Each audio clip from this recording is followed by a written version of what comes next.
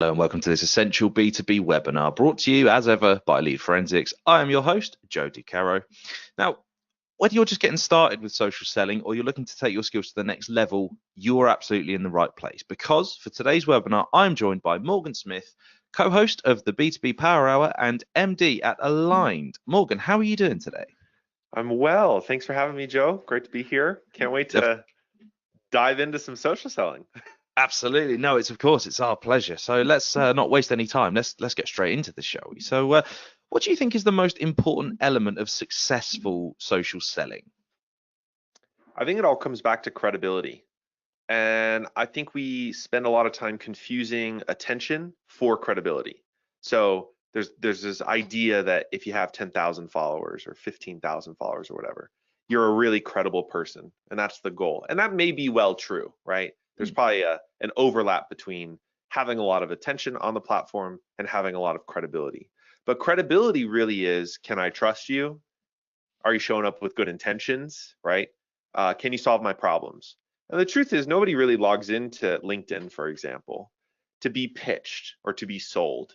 So I think the goal for any seller who wants to use social effectively is to build credibility, build that trust, show up with good intentions, and have good conversations before you ask for the meeting or before you get them into your pipeline or into a sequence of some kind. That is that yeah, that's the thing I always pay attention to. Am I building credibility with my prospect? And do you think credibility comes with forming a sort of a rapport, a relationship with people on social? Yeah, for sure. I think that's also why, I mean, I'm biased towards not sending in-mails or not sending like direct messages all that often. I think if your prospect's active on the platform, right, they're commenting on stuff or they're even posting content, which is a little rare, but at least they're engaging on the platform. Just engage with them, like building that rapport digitally first and just Hmm. like getting your face and your name in front of them. Maybe they visit your profile and learn a little bit more about you. Like that is the juicy stuff before you have a sales focused conversation. I guess if you get to understand someone's personality a little bit more before you even start that process, it just Hmm. breaks down so many barriers to you, doesn't it? I suppose rather than just saying, "Oh, it's a name that pops up in a, as you say, in an in-mail or something." Right, Um, exactly. so do you have any examples about, people who have successfully leveraged social selling to drive results at all? For sure, for sure. I think one of my favorite stories, because I think there's a lot of stories about people who like use content and then they Mhm. go viral and then they drive a lot of inbound off of that, which is again the attention credibility thing. I'm like, that's interesting. It happens every once in a while. I don't know. The story I always like to tell is we were working with an SDR and he had 800 connections or so, like nothing crazy, right? Hmm. 800 followers. And we worked with him to do a lot of like on platform engagement. So commenting strategies, getting in front of prospects, not pitching, right? Yeah. And building that rapport and that visibility, having good conversations. And within like 60 days, I think he had booked 35 meetings and closed 3 5-figure deals. Come on, that's pretty impressive, isn't it? And a lot of that just comes back to, I at the B2B Power Hour, we have this rule that we like to call vampire sales. So Go on. in folklore, vampires were not allowed into your home unless if they were invited in, right? And so vampire sales is you're not allowed to pitch unless if you're invited.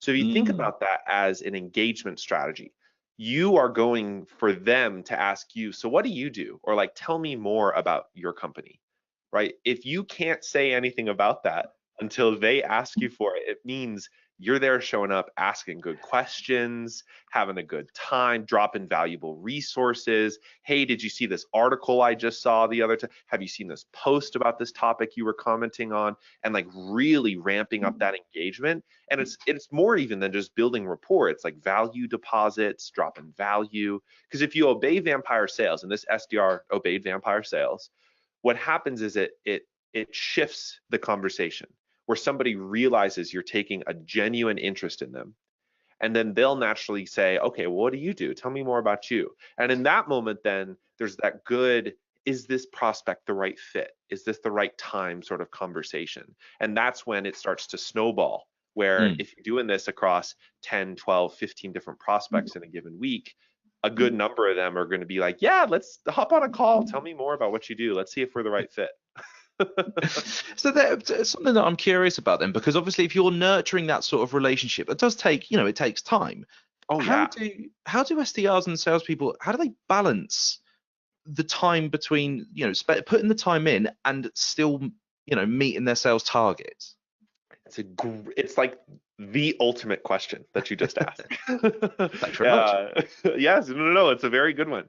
The way that I balance it is I do like prospecting power hours.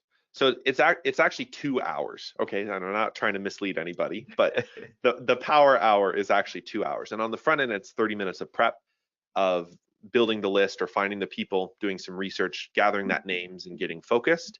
And then on the back end, it's reflection, like what went well, what didn't, and some data entry in case you have to keep track of some stuff. It works for any channel, but social especially. And the truth is that if you're blocking out an hour of prospecting with 30 minutes of prep and 30 minutes of reflection, that's the 2-hour prospecting power hour, you can run 1 or 2 of those a day, right? I mean, it's a good amount of work. You're not going to do them back to back. You might do them in the morning and in the afternoon. And if through the week you spend maybe 1 to 3 of those chunks on social, you're going to stay on top of the conversations. The mistake that I see SDRs make is they think that they have to be incredibly responsive on social, and it's just not the truth, right? If I get a DM from a prospect, I can immediately respond, right? But then you get sucked into the platform all day because you're waiting for that response, right? You got the window open, and then you start scrolling the feed, and then it's like 3 hours later, and you're like, I haven't done any work. I've just been scrolling LinkedIn. So like time blocking that and saying, I'm going to spend an hour on LinkedIn here, or even 30 minutes in the afternoon just responding to some conversations or some comments. That's the easy breezy way to really stay on top of it without feeling like you get sucked into the platform, because you don't need to respond immediately. It's not a sales platform, right? If we remember it's social media and people are just there to engage and have fun and be inspired, we don't have to respond immediately, right? We can take 4 hours to get back to them, or even the next day, and then just keep that momentum moving. So it's less about the, as you say, jumping straight back into it. Then it's more about if you can consistently dedicate that time. It's I've worked in social a little bit here and there, and that's one of the key things that kept coming back is it doesn't, your plan, strategies, whatever, it doesn't, they can alter and change, vary somewhat. As long as you are consistent with what you're doing, that is what will get you the results. Exactly. I think the main mistake I see, SDRs and any account executive who's like full cycle, the mistake that they make is they'll spend 5 hours on a Monday on LinkedIn because it's the most amazing platform they've ever seen, and then they keep that up for 2 weeks, and then it just peters out, and they're back to cold calling and they're back to cold emailing, and it's like, whoa, whoa, whoa, whoa, whoa, whoa, whoa. Let's pace ourselves here. Let's run the marathon, right? Let's not do all of our work up front. So yes, consistency is key. And you gave a few examples of how to go about building rapport, is commenting, engaging, that sort of thing. What other ways are there of connecting with people and building those relationships on social? So I think the first layer here is strategic, and then we'll talk tactics. So the strategic question is, are they active on the platform? Because if they are active on the platform, you shouldn't be sending emails or personalized connection requests. If they're posting content, respond to the content, right? If they are, apologies, I just saw my camera flicker. Okay. if they're commenting, if they're liking on stuff and they're commenting on things, then you should be responding to those comments and showing up in the same places that they're engaging. I think we default to this sort of like direct method for everybody, but that's not the truth. There's going to be a lot of people who aren't super active, and in that way, that might call for a direct connection request, right? Or a personalized connection request, Whereas if they're active on the platform, you should engage with them. So tactically speaking, I think about content, comments, and conversations, 3 C's. So content is a great way to educate and nurture an audience. It's a long-term play.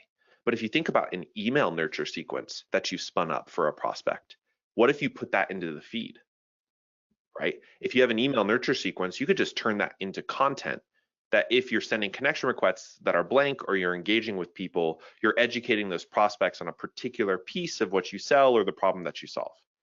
Comments are great because there's no cap on them. There's cap on connection requests, there's caps on in-mails, there's caps on a bunch of other stuff on LinkedIn, and even content to some degree, like you can't post a bunch in one day. You can't flood the feed without getting punished, but there is no cap on comments. So comments are a great place to engage directly with your prospects, right? So somebody's commenting, you respond to their comment. Or they're posting content, you respond with a comment. But even more dangerously, here's a pro tip that I love, is you pop in the comment section of the influencers that they follow, the thought leaders that they follow. And this is sort of like a one-to-many play in a way, where it's like, chances are if your ICP prospect follows Joe, there's other ICP prospects that also follow Joe. So showing up in those same places gets you in front of a lot of ICP prospects, right? And then last is conversations. So send it a DM, send a connection request, send an email. Those are always options to like strike up a conversation. But again, if you think about it, if you're obeying vampire sales, the way you're going to start that conversation is not, hey, I've got this great product that you should check out. We should have a meeting. It's like, there's going to be a whole other utility tool belt of conversation starters you need to use. Just on the comments thing as well, is I think if you are regularly commenting on those people things, they will start to recognize your name. And they will spot that, oh, it's Morgan again. He's come back saying, hey, that was a great podcast. Come and listen to mine, you know? Exactly. And actually, you know what's really funny with some of the SDRs we've worked with? We've seen this happen, where somebody gets really engaged on LinkedIn and then they send an email. And the prospect remembers their name because they've been engaging on LinkedIn, but they just sent an email. And so it's like, oh, well, yeah, I've seen Morgan's name on LinkedIn. And they've gotten responses like, hey, love seeing your name in my inbox because I know we've been chatting out on LinkedIn. Yes, this is relevant to me. Let's have a chat, sort of thing. I mean, it's not just even on platform. There's benefits elsewhere. Absolutely. I mean, I'm sure you'll have had this as well, but even I've got messages, emails just from people saying, hey, I heard your podcast on that. I really liked it. So here's a thing that I'd like you to get involved with. So yeah, 100%. So on the content creation side of thing then, how do you create content that's compelling? How do you ensure that people are going to engage with what it is that you're putting on your socials? I mean, feel like it's a tricky one, but I was going to say, if I had an answer to this, I would have a lot of money. But because this is what everybody asks. But I do think there are a few principles. The first is that the algorithm is a black box. Nobody really knows how it works. And so it's important to make peace with the idea that if only a few hundred people see your post, it's still a few hundred people seeing your name, and your photo and your headline and whatever your piece of content in the feed, even if they're scrolling past. So there's some benefit to that. But really good content usually starts with a problem. What is the problem you're trying to solve, right? So if you think like a content marketer or even a product marketer, one of the great questions that they ask is, how does this content solve the problem that our audience is experiencing? And so usually, like, chances are I talk a lot about social selling and Sales Navigator and a bunch of stuff like that. And so the problems that people have are like, how do I save leads and lead lists? Or how do I use this new feature in Sales Nav? Or it's even some of the questions we were talking about today. How do I engage with prospects and get them to be interested in me? So I'm going to create content that educates the audience around that. Now, the problem that I've noticed is that at different companies, SDRs and AEs are not necessarily equipped to answer those questions really effectively. because there is a certain way you want to answer that or educate the audience, right? It's not really about your product, it's about the workflow, the methodology, the idea. And so one of the things that I do a lot is I go out and do searches. So I don't spend a lot of time doing this. Maybe it's every other week. I'm going to time block out 30 minutes and I'm going to search for the things that my prospects are talking about. And I'm going to see how do they articulate it, right? How do they talk? Like one of the things I've noticed is a lot of SDRs talk about using LinkedIn productively. I would talk about that challenge very differently, but a lot of people talk about it using LinkedIn productively. So I can go back and create a post that's like top 10 ways to use LinkedIn productively, or my, number one secret for whatever the hook needs to be there. And basically the strategic goal here is to tie whatever that piece of content is to a problem that person is experiencing. Actually writing it is an art form, and all that means is the more you write, the better you get at it. I look at content that I wrote like starting 2.5 years ago, and I'm like, oh God. It's like going back and listening to old podcasts and you just, I'm just not that person anymore. Exactly. So it's okay not to like be great at it the first time you do it. So then, I mean, just on that then, if that's how you spend a bit of time is, searching what people are talking about, how much have you written about AI recently? I think I've had a couple of posts. It's so true, right? Every third post is like Chat GPT in the feed. It's and what's actually interesting? Can I tie this back? Please. This to me is the difference between attention and credibility, because it's trendy to talk about AI, which will earn you attention, but that doesn't mean that the attention that you earn is actually going to convert to booked meetings, to qualified opportunities, to close deals, which is the reason I'm out on social. Like I'm there to build business. So, for my audience and what we sell and what we offer, we don't do much with AI. So I'll talk about it every once in a while just because it's fun. But I'm focused on that credibility side where I'm like, okay, what does somebody need to know before they buy? And then creating content around that. I guess it's that value add, isn't it? If you've not necessarily got anything original to offer, then don't really talk that much about AI. No, exactly right. So then, something that has in my sort of work with socials and bits and pieces that I've done across a couple of years now, someone once said to me that authenticity is the currency to social media and having a social presence. How does that then translate into social selling, would you say? It kind of ties into your credibility piece you were talking to, I imagine. It's yeah, and the thing I find is it's really hard to balance for the seller. Unlike somebody who can just go and create a personal brand and who's a freelancer or is a coach or a consultant, right? They have a lot of freedom and flexibility about how they can show up. And so authenticity to them can be this really, really wide range.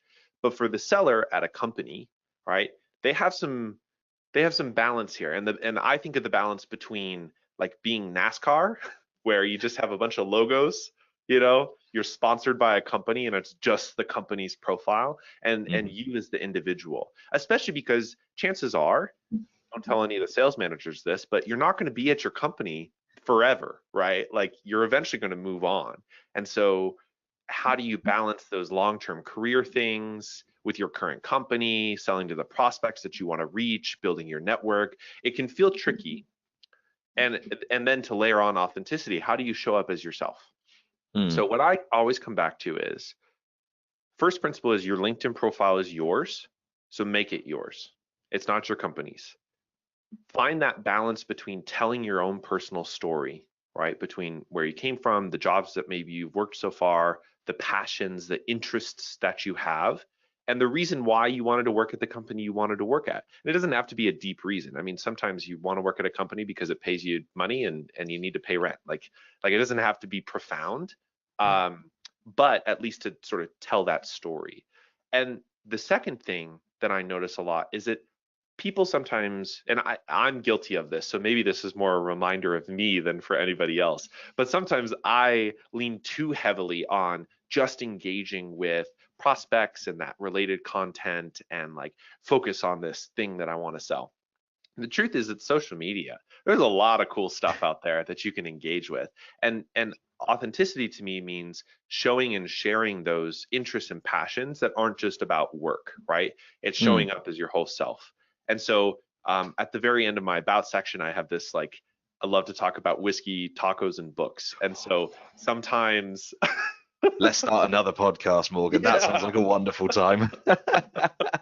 But it's true. And that'll prompt funny conversations in the DMs, or somebody will some guy does stuff with like Whiskey Fridays, or I don't know, and I'll go engage and have a good time there. So I think it's okay to show up authentically.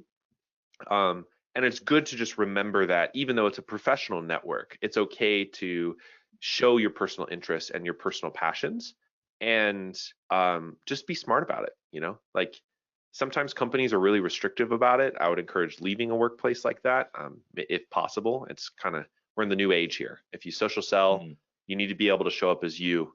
Somebody should, my rule is when I get on a call, my hope is that I'm no different than what they expected from the way I engage and write content and have conversations digitally.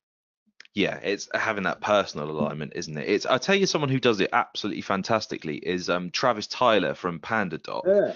He is fantastic. I think it was only, it might have been today or even yesterday, he just put up a picture like, right, back off my vacation, and it was just a picture of him in the bath. And I was like, that's great. I really, really enjoyed that. He's awesome. I saw Caspian Lukey is another one who's really good at Gong. He posts a bunch of memes, and that's because he loves comedy. Like he loves making people laugh, and it is a true passion project for him to find and create and curate funny sales memes for people to engage with. And yeah, he shares personal stuff like that all the time. I love Travis. He's great. Oh, he's brilliant. We had him on for a webinar earlier this year. He was he was fantastic. So, he's so good. Yeah. Just to get back to something that you said around content, you were saying, the more you do it, the better you get at it. So I wonder if it's going to be much the same sort of answer, but how do people improve, like continuously improve their social selling skills? Is it a case of just, it's time in the ring, you've just got to get on and do it? Is there a secret sauce? So I think that content in particular is partly like going to the gym, where you just need enough repetitions to build the muscle. And the same goes for engaging or having conversations on platform. I think you just need the repetitions in the gym. But the truth is that you can do an exercise in the gym really poorly. You can have poor form, right? And so you can learn the wrong lessons. So, or you can hurt yourself in the process. So I think the real question for me is always like, what's the proper form? What are the guidelines here for sellers that they need to obey? Vampire sales is one of them, I think. And one of our more powerful ones is the rule of 3. So if you're engaging with somebody on platform through the comments, you want to have 3 round trips before you send a connection request. So this is a really interesting principle, because we were trying to figure out how can we get our connection rates to 100%. This is the experiment. How can we get every single connection request that we send to be accepted, and without personalizing it, right? Or without having some additional message. And the truth was that if we had 3 round trip conversations, so Joe, you and I, you have a good comment, I respond to your comment, right? So that's 1. You respond again, and then I respond again, that's 2. And then you respond again and I respond again, that's 3. By that point, if I send a connection request, you're almost 100% guaranteed going to accept. So the truth is, a lot of sellers have difficulty getting up to those 3 round trips, because we don't know how to formulate a comment that kickstarts a good conversation.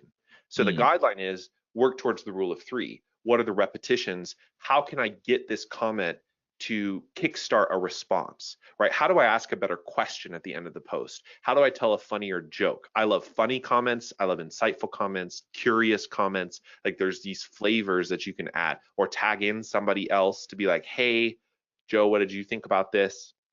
And So if the guideline is the rule of three, the goal is the repetitions on the comment get you to that point where whoever you're having a conversation with continues to respond, right? And that can be over 2 days. It doesn't have to be immediate. The other thing here, aside from just doing more repetitions on content, is when it comes to content, take a look at the posts that do get a lot of engagement and then unpack them a little bit. It doesn't have to be anything profound, but there's a few, things that get shared out a lot, and it is true. One is a hook, right? What is going to stop somebody from scrolling? The two is, what's the story of the post, right? What is the person going to learn? Is there more than just, there's obviously, really strange examples on this. There's funny ones where like, I was at 4 a.m. in an airport and doing all this, and it's like the hustle stuff. It's like there's those sorts of story posts, but what is somebody going to take away from this post? And then how do they format it, right? One of the mistakes that I see a lot is people will preserve really chunky text in feed, and the point is, yeah, it's kind of funny to like read a LinkedIn post that's like one line at a time, but the reason that works is because it's mobile optimized.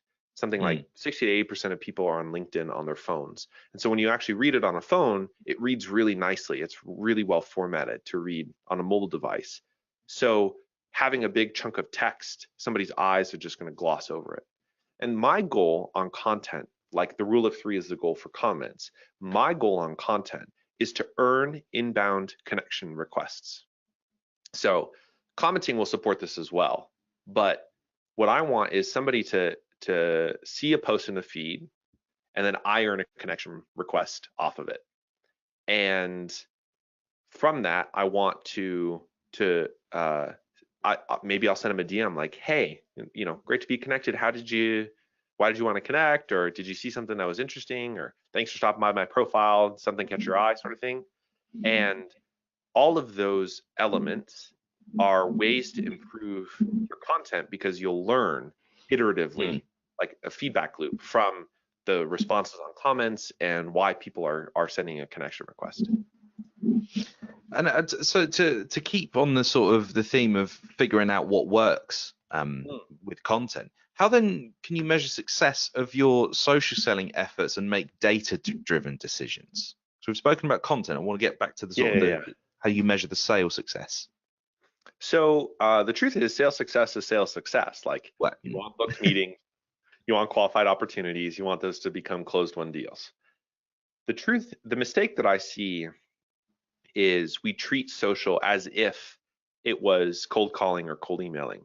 And the truth is, the distance between your first point of contact on cold call, cold email, and the time to book a meeting is usually pretty short, particularly if they're a qualified lead, right? The time is much longer on social, from first contact to booking a meeting. And that comes back to the credibility challenge. People don't log into LinkedIn to be sold. They come there to learn, to engage, to be inspired. So the goal is to earn that credibility with the person before you book a meeting.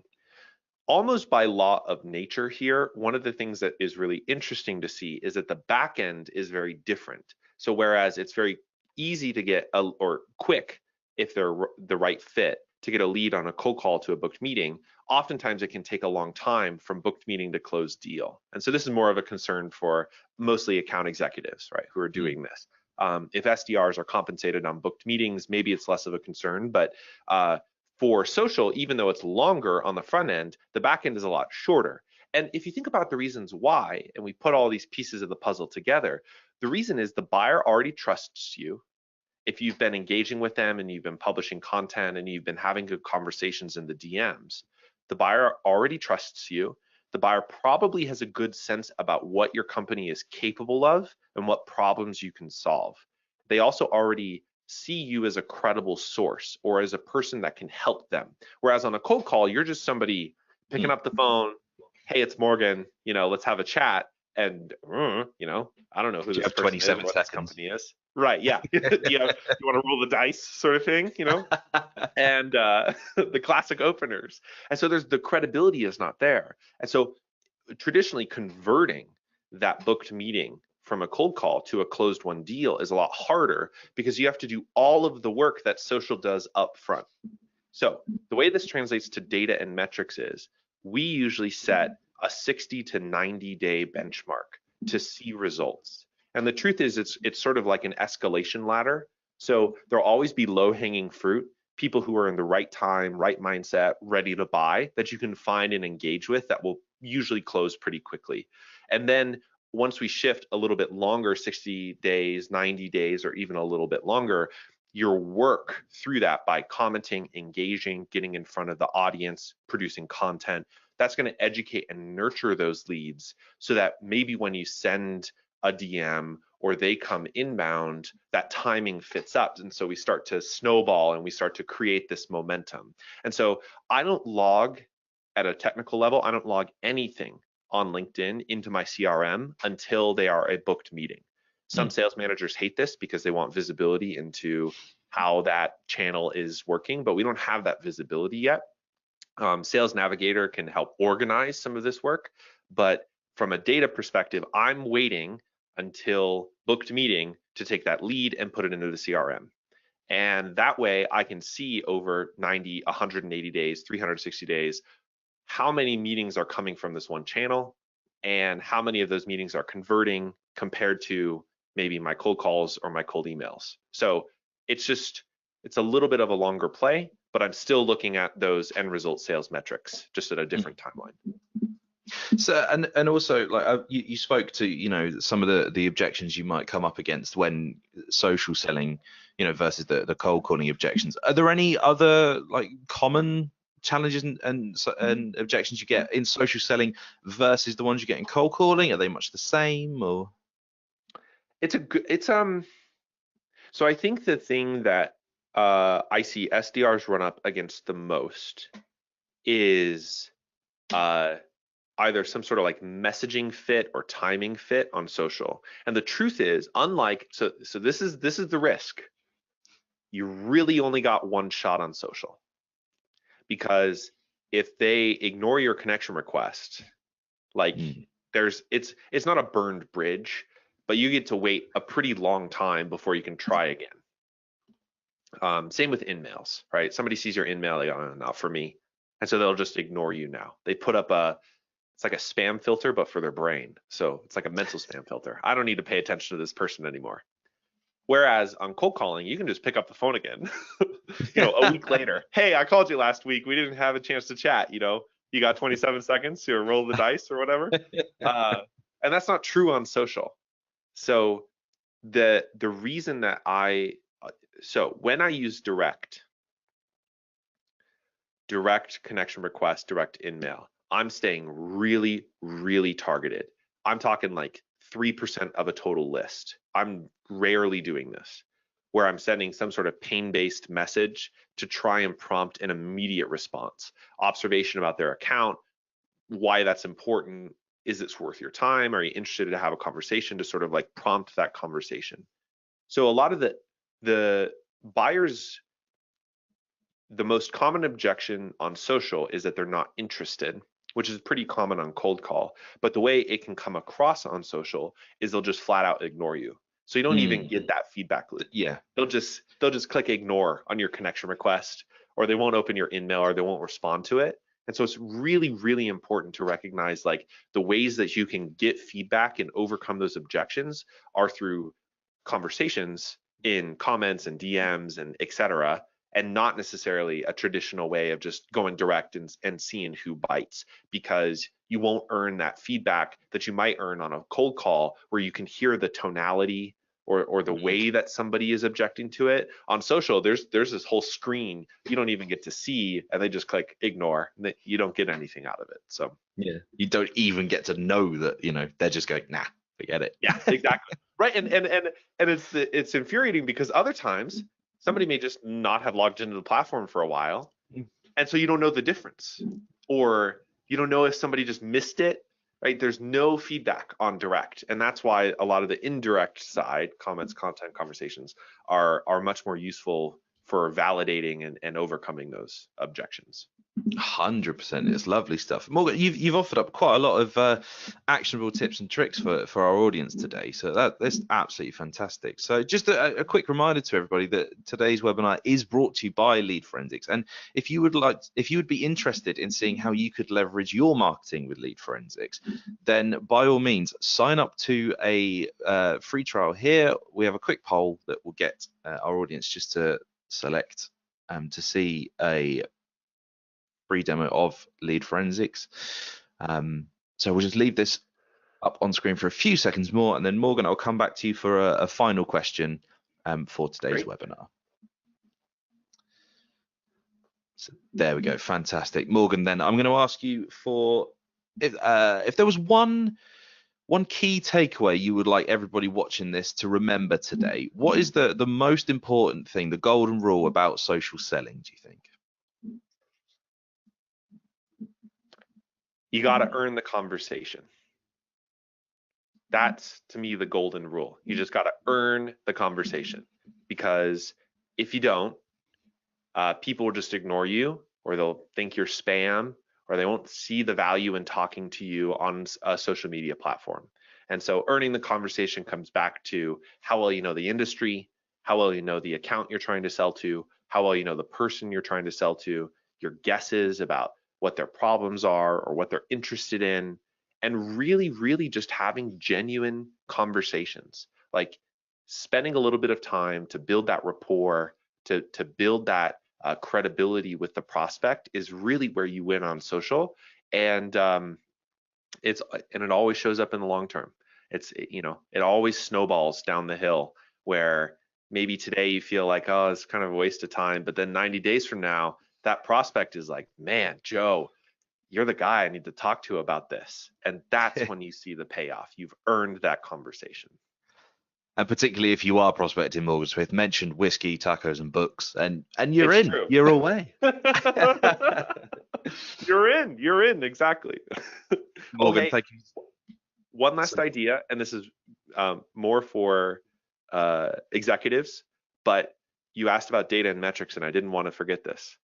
It's very fascinating to work with companies who can cross-reference Lead Forensics data and see the accounts that you're working on LinkedIn. It's a very cool RevOps way to see, are we getting traction from these accounts on other portals besides our individual sellers' profiles? It's another way to look at success in the long run. I just wanted to drop that one in there. Well, no, thank you very much. And obviously, we appreciate that. You can't ask for more there, can you? So, yeah. Morgan, thank you so much for joining us for this webinar. Thank you, everybody, for watching. We'll be back next week with another Lead Forensics webinar. Thanks very much. Thanks, everyone.